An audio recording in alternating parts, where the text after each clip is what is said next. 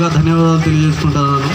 ఈ ప్రోగ్రాం జై భీమ్, జై బాపు, జై సంవిధాన్ అనేది ఒకరు అహింసా మార్గాన్ని వీక్షించి మంచి మార్గం ఒక చెంప కొడితే ఇంకో చెంప చూపించమని గాంధీ గారే చెప్పి మన స్వతంత్రం కోసం పోరాడితే ఇంకో నాయకుడు బాబాసాహెబ్ అంబేద్కర్ గారు రాజ్యాంగం రాసి రాజ్యాంగానికి ఒక నిర్మాతగా ఒక పరిశీలకుడుగా దానికి మనకి మొట్టమొదటి కేంద్ర న్యాయశాఖ మంత్రిగా వ్యవహరిస్తూ కూడా మనకి అంటరానితనానికి మిగతా కుల వివక్షణకి అరికడుతూ మనకి ముందు నడిపించాలని మనకి ఎంతో కృషితో మనం ఇవాళ ఇట్లా మాట్లాడుతున్నాం, ఇంత చైతన్యవంతంగా ఉన్నాము అంటే ఆయన కారణమే.